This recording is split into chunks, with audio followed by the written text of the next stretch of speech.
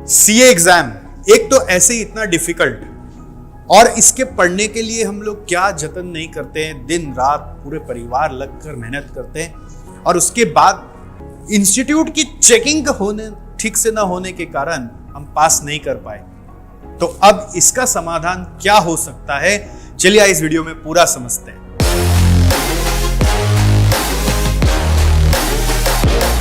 दोस्तों, मैं सीए सतीश जलान, 15 साल से मैं सीए स्टूडेंट्स को गाइड कर रहा हूं। ऑफ लेट मैं बहुत सारे स्टूडेंट्स जो पास नहीं हो पा रहे उनसे बहुत डिटेल में, डेप्थ में जाके बात करता हूं, उनसे ही नहीं उनके परिवार वालों से भी।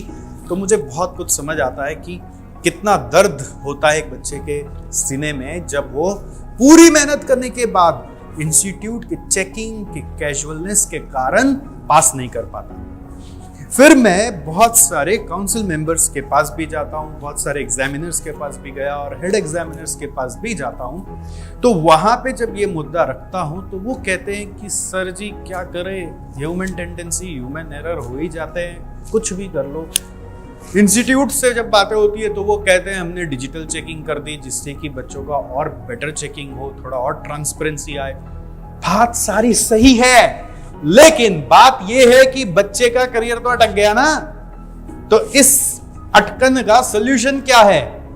तो इंस्टीट्यूट के रेगुलेशंस को हम बहुत पढ़ते हैं तो हमें पता चलता है there is a regulation called regulation 39(4), जिसको लेकर पास्ट में भी बहुत सारे विवाद और प्रोटेस्ट बहुत सारे टीचर्स हम लोग मिलकर कर रहे थे, लेकिन उसका कोई अंजाम प्रॉपरली अभी तक आया नहीं। इंस्टीट्यूट उस रेगुलेशन के तहत ये जरूर कहता है कि यदि आपको कोई भी हमारे चेकिंग में डिस्क्रिपेंसी लगती है, डिस्क्रिपेंसी को उन्होंने समझा है दो तरीके से कि आपका क्या तो कोई आंसर चेक नहीं हुआ या फिर आपका टोटल में भूल हुआ है, तो आप अगर इंस्टीट्यूट की नोटिस में लाते हो तो हम जरूर कंसिडर करेंगे।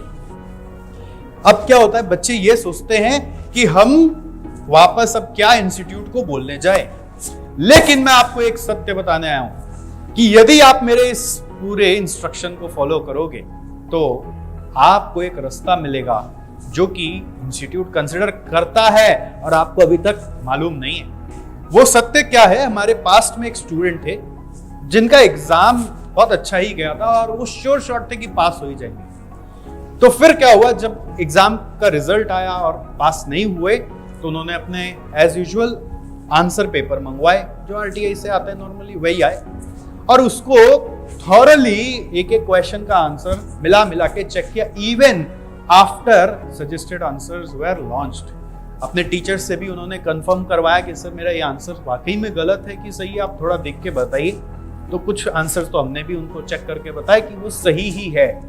तो उन्होंने क्या किया, रेगुलेशन 39(4) के तहत एक फॉर्म इंस्टीट्यूट देता है जिसका लिंक मैं आपको डिस्क्रिप्शन में दे रहा हूं।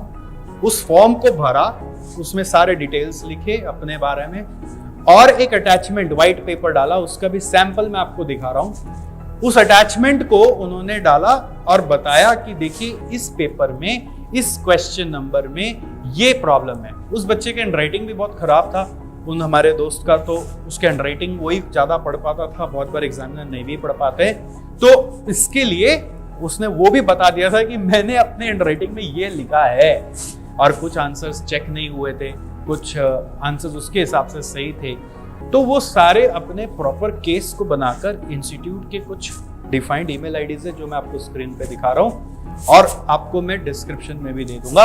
आप ये ईमेल आईडी पर भेज देंगे और ज्यादा से ज्यादा एक एक्स्ट्रा उसका हार्ड कॉपी निकालकर स्पीड पोस्ट भी कर देते हैं। उनको फॉलो अप करने से उसमें सुनवाई होती है। और उस स्टूडेंट का क्या हुआ पता है कि स्टूडेंट एग्जाम के लिए वैसे तो पढ़ ही रहा था कि अब पता नहीं होगा कि नहीं होगा, लेकिन जैसे ही मान लीजिए एग्जाम का वक्त आ चला था कि उसके पास मैसेज आ गया कि आपका मार्कशीट अपडेट हो गया, आप पास हो गए, आपने अपने जो रीवेरिफिकेशन में डाला था वो हमने कंसिडर कर लिया है।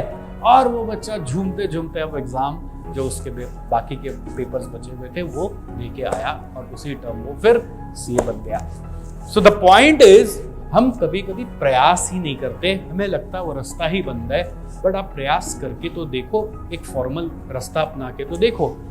मोस्ट इंपॉर्टेंटली अभी क्या हो रहा है ना, डिजिटल चेकिंग हो रही है। डिजिटल चेकिंग में आप देखना प्रॉपर टिक मार्क्स और मार्क्स अलॉटेड हर जगह समझ ही नहीं आता।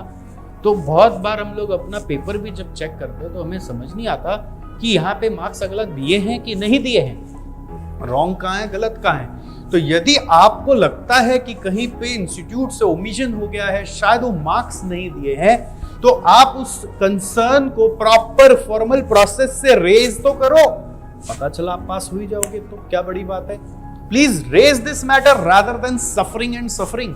पेपर मंगवाओ और उसको एनालाइज करो, और उसमें जो जो आपके हिसाब से मार्क्स होने चाहिए वो सब मार्क्स अपने हिसाब से अटैचमेंट में से लिखकर कि यहाँ पर चेक नहीं हुआ, यहाँ पर चेक नहीं हुआ, वो जो समझते हैं वही भाषा में उनको समझाओ ना।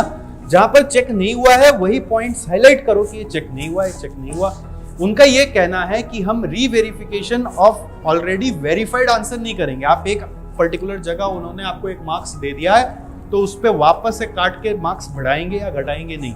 तो दोनों तरफ ठीक है, वो बात तो ठीक है, चलिए आप बढ़ाइए मत, घटाइए मत, बट एटलीस्ट अगर जैसे आपने वर्किंग नोट्स बनाए हैं जो करेक्ट है, अगर आपने कुछ स्टेप्स दिखाए हैं जो करेक्ट है, बट उसके लिए आपको कहीं मार्क्स अलॉटेड दिख नहीं रहा, समझ नहीं आ रहा। अरे समझ भी नहीं आ रहा तो भी क्या फर्क पड़ रहा है, आप रेज तो करो, कुछ तो उनके कान में भी बन के, और क्या पता खुदा न खास्ता आप पास ही हो जाएं, है ना।